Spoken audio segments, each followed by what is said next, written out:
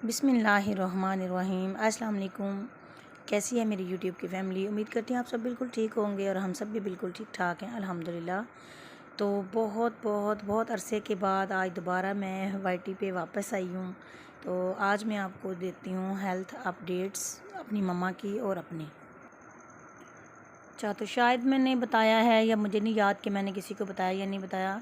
तो जैसे जितना अर्सा हो गया ना मुझे कि मैंने व्लॉगिंग छोड़ी हुई है, तब से ऐसे मेरी मम्मा की ना अचानक से तबीयत ख़राब हुई। उनको हार्ट का इशू पहले 8-9 साल पहले एक बार हार्ट अटैक आया था।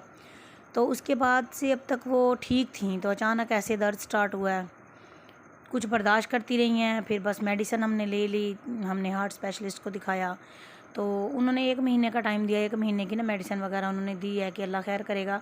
अगर इससे पहले अगर कोई प्रॉब्लम बन जाती है तो आप ना हमें लाजमी फ़ौरन लेके आइएगा। तो वहाँ 1 महीना क्या 3 से 4 दिन गुजरे हैं और 4 दिन के बाद ही तकरीबन अम्मी को दोबारा हार्ट अटैक हो गया और मेजर अटैक हुआ काफ़ी ज़्यादा। 3 दिन मेरी अम्मी जो हैं मुल्तान कार्डियोलॉजी हॉस्पिटल में एमरजेंसी में एडमिट रही हैं और बहुत ज़्यादा उनकी कंडीशन बहुत ज़्यादा ख़राब हो गई थी। बस अल्लाह पाक अपने ज़ुबान में रखे, उन्हें दोबारा कभी कुछ भी ना हो। लेकिन 3 दिन उनके मुंह से भी ब्लड आता रहा। वोमिटिंग करती थी या थूकती भी थी तो भी ना उनके मुंह से ब्लड आता था। तो 3 दिन के बाद डिस्चार्ज किया, घर ले आए और लेकिन अभी तक भी उनकी तबीयत जो है वो ठीक नहीं हुई। एंजियोग्राफी भी करवाई। एंजियोग्राफी करवाने के बाद उन्होंने जो लास्ट डिसीजन है या लास्ट जो था, हर डॉक्टर्स ने ये बताया कि इनका बाईपास होगा, मेजर बाईपास होगा। बाईपास के अलावा इनका और कोई भी किसी किस्म का हल नहीं है और बाईपास जो है वो इनको लाजमी करवाना पड़ेगा। फिर उस वक्त उन्होंने बाईपास की कार्डियोलॉजी हॉस्पिटल वालों ने डेट जो दी है वो दी थी अक्टूबर में। तो अम्मी को हर वक्त हार्ट का मतलब दर्द शुरू होने लग गया। सुबह के टाइम भी हो जाता, शाम के टाइम भी हो जाता, दिन में 2 बार, कभी दिन में 1 बार, डेली रहने लग गया। फिर हम रेगुलर चेकअप भी करवा रहे थे, हार्ट सर्जन को भी चेक करवाते थे और हार्ट स्पेशलिस्ट को भी चेक करवाते थे और फिर भी दर्द रहता है। अभी तक भी दर्द है उनको। तो अभी भी फिर इस तरह हमने दोबारा चेकअप करवाए। फिर हम दोबारा हार्ट सर्जन के पास गए, फिर उनसे बात की। उनको कहा कि आप प्लीज़ कुछ मतलब मेहरबानी करें कि टाइम जल्दी दें बाईपास का, क्योंकि पहले तो मम्मा दिल ही नहीं मतलब अपना काबू कर रही थी। दिल नहीं कर रहा था कि मैं बाईपास कैसे करवाऊँ, मैंने नहीं करवाना, बस जितनी मेरी ज़िंदगी है मैं ऐसे जी लूँगी। लेकिन बहुत समझाने के बाद और कुछ अम्मी अपनी कंडीशन से अब खुद एक हिसाब से ऐसे जैसे तंग आ गई हूँ कि रोज़ का दर्द जो है इससे बेहतर है कि मैं ऑपरेट करवा लूँ।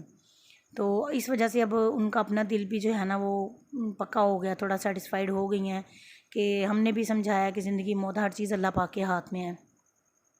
कुछ डर इस वजह से कि 2 साल पहले मेरे ताया अबू का मेजर बाईपास हुआ था। बाईपास के बाद उनको होश ठीक तरीके से आया ही नहीं और उसी दौरान उनकी डेथ हो गई। तो इस वजह से थोड़ा दिल में डर बैठा हुआ था। लेकिन अल्हम्दुलिल्लाह अब जो है अल्लाह का शुक्र है कि अम्मी सेटिस्फाइड हैं कि मैं करवाती हूँ। और अभी 15 दिन रह गए हैं।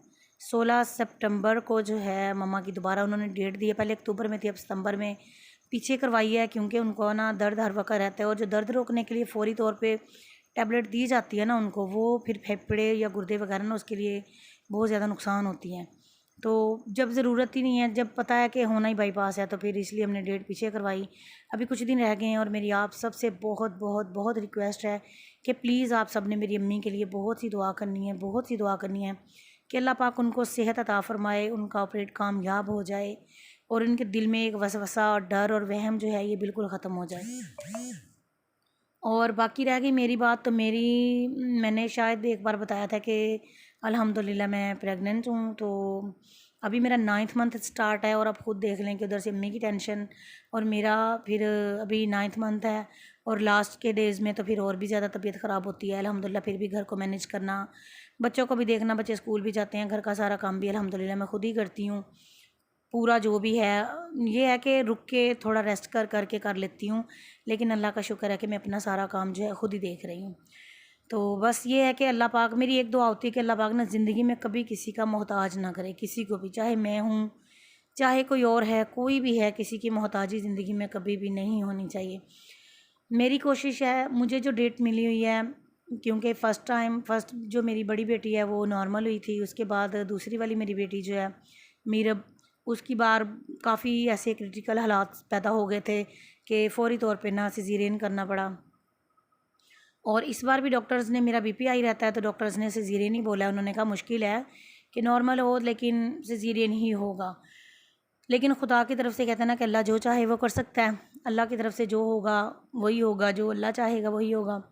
और लेकिन मेंटली तौर पे मैं तैयार हूँ। लेकिन जो मुझे डेट मिली है वो मुझे 20 सितंबर के बाद की डेट मिली है और अम्मी की 16 है। तो मैंने लास्ट चेकअप अभी जो करवाया है रिसेंटली, कुछ दिन पहले, 1 वीक पहले तकरीबन, तो मैंने डॉक्टर से रिक्वेस्ट की कि अगर मतलब 20 तक मुझे डेट मिली हुई है तो क्या 10 तक मेरा अगर सिज़ेरियन हो जाए, ऑपरेट हो जाए, ताकि मेरी मामा जब हॉस्पिटल में जाए मैं चलती फिरती उनको देखूं, उनकी केयर करूं। बहुत दिल करता है, मैं बड़ी बेटी हूं, कि मैं अम्मी मेरी हॉस्पिटल में एडमिट होंगी और इधर उनके क्या हालात होंगे, कैसी होंगी। और 20 को या 20 से 1-2 दिन बाद जैसे भी मेरा सिज़ेरियन होगा तो मैं कह रही थी कि मैं खुद जाऊँ, मैं मतलब बेबी थोड़ी ठीक हो जाएगा, बेबी भी बड़ा हो जाएगा, बड़ा नहीं मतलब मैं थोड़ा चलने फिरने लग जाऊंगी 1 वीक में ही। तो ये है कि मैं अम्मी को देख लूँगी, अम्मी के ऊपर उनसे बात करना, आना जाना, ये वो। तो बस मज़ीद जो भी है वही ना, कहते हैं कि अल्लाह ने करना। उन्होंने मुझे लास्ट फाइनल ये बताया कि 20 से पहले मुमकिन ही नहीं है कि आपका हम सिज़ेरियन कर दें, क्योंकि वीक्स जो हैं वो मुकम्मल नहीं होंगे और 37 वीक्स के बाद ही हम आपका सिज़ेरियन करेंगे। हाँ, अगर खुदा की तरफ से कोई नॉर्मल के चांसेस बन जाते हैं तो फिर वो तो अल्लाह की कुदरत है। लेकिन अगर हम आपको सिर्फ सिज़ेरियन होता है, उस टाइम तक आपकी कोई भी ऐसी कंडीशन नॉर्मल वाली नहीं होती, तो फिर आपका सिज़ेरियन 20 के बाद ही करेंगे। तो ये तो थी मेरी और मेरी मम्मा की हेल्थ अपडेट। तो आप सब ने मेरे लिए भी बहुत सी दुआ करनी है कि अल्लाह पाक खैर से टाइम लेके आए और खैर खैरियत से मैं फ़्री हो जाऊँ, अपनी मम्मा की भी खिदमत कर सकूँ। और बस अल्लाह पाक मेरे बेबी को भी, मुझे भी अपने हिफ्ज़ मान में रखे और मेरी अम्मी को भी अपने हिफ्ज़ मान में रखे। अल्लाह पाक उनको सेहत अता फ़रमाए। मेरा पूरा व्लॉग जितना भी आपने देखा है ये देख लें, बस मेरी 1-2 दिन की रूटीन इसमें शामिल है। इंशाल्लाह मैं अब कोशिश करूँगी कि मैं डेली व्लॉग्स अपलोड करूँ, इन टच रहूँ, क्योंकि मेरा बहुत लॉस हुआ है। मैंने, ज़ाहिर है, मेरा नया चैनल मोनेटाइज़ था, मेरे कुछ डॉलर बने हुए थे, वो भी सारे ख़त्म हो गए हैं। और आप सबसे रिक्वेस्ट है कि प्लीज़ मेरे चैनल को आपने सब्सक्राइब कर देना है, लाइक कर देना है, शेयर कर देना है। और ये भी मेरे काफ़ी दिन पहले की वीडियो बनी हुई पड़ी हुई थी। और ये ओजरी है, देख लें कितनी अच्छी मैंने क्लीन की है, बहुत ज़बरदस्त करके, बिल्कुल वाइट है। जो नहीं खाता उसका भी दिल करेगा खाने का, कि वाकई इतनी ज़्यादा अच्छे तरीके से मैंने साफ़ किया है इसको। और एंड पे काट के ना मैंने इसको आटा और सिरका वगैरह लगा के ना अच्छे तरीके से वॉश किया था। यहाँ पे मैंने सारे मसाला जात इसमें डाल दिए हैं, लहसुन अदरक का पेस्ट डाला है और टमाटर बड़े बड़े काट के डाल दिए हैं और साथ में प्याज डाला है, सब्ज़ी मिर्च डाली है, ये सब कुछ डाल के जितने भी स्पाइसेस हैं इसके, इसमें बहुत ज़्यादा स्पाइसेस तो नहीं डालूँगी, बस नमक मिर्च हल्दी ज़ीरा खुश्क धनिया डाल के और बस बना के, और एंड पे जो है मैंने इसमें गरम मसाला डाल देना। तो यहीं तक जो है ये मेरा व्लॉग था। बस ये मैं अब इसमें 1 चम्मच तकरीबन नमक डालूँगी और इसके बाद डालूँगी लाल मिर्च और इसके बाद तकरीबन मैंने डालनी है हल्दी। इसके बाद मैंने पानी इतना डालना है कि जिसमें ना आपकी ओजरी जो है ये डूब जाए। ये मटन की ओजरी है, बकरे की, तो बहुत मज़े की बनती है। हमारी फैमिली में बहुत से लोग नहीं खाते, लेकिन मैं और मेरे हस्बैंड हम खा लेते हैं, बाकी ससुराल में से नहीं खाते कोई। मेरी देवरानी खाती है बस, तो उसको देती होती हूँ और हम खुद खा लेते हैं। बच्चों को मैं आदत बनाती हूँ कि ओजरी वैसे अच्छी होती है खानी, लेकिन कुछ लोग नहीं खाते, किसी को पसंद नहीं है, कहते हैं कि मकरूह होती है। लेकिन आप अच्छे तरीके से खुद सेटिस्फाइड हो कि हमने इसे बहुत अच्छे से क्लीन किया है, तो इस वजह से मैं खुद अपने तो तरीके से खुद इसको बहुत ही ज़्यादा अच्छे तरीके से साफ़ करती हूँ और ख़ुद पकाती हूँ। जब तक मेरी तसल्ली ना हो उतनी देर तक मैं छोड़ती नहीं हूँ। ये कि मैं प्रेशर खोला, ओजरी गल चुकी थी, जितने भी टमाटर प्याज वगैरह थे सारे देखे इसमें मैंने अच्छे तरीके से इसकी बुनाई की है। बुनाई करने के बाद देखिए सारा कुछ इसका अच्छे तरीके से मैश हो गया है, मसाला इसका बिल्कुल बहुत ही अच्छा बन गया है। थोड़ी सी ग्रेवी रखूँगी क्योंकि बिल्कुल सूखी सूखी जो है ना, ये तो समझ लें बस मिनटों में ख़त्म। और ऐसे ही हुआ था, हो भी मिनटों में ख़त्म गई थी। इससे थोड़ी सी ज़्यादा मैंने इसकी ग्रेवी बनाई थी थोड़ा सा पानी डाल के, क्योंकि कि रोटी के साथ जो है हम इसको ईज़िली खा सकें। जितनी इसमें मेहनत लगती है ना, उससे कहीं ज़्यादा जल्दी जो है ये ख़त्म हो जाती है और पता भी नहीं चलता है इसका सालन। हमें तो बहुत पसंद है और मैं आपसे यही उम्मीद करती हूँ कि आपको मेरी वीडियो आज की बहुत पसंद आई होगी। अगर पसंद आई है तो लाइक कर देना है और मेरी वीडियो को शेयर कर देना है।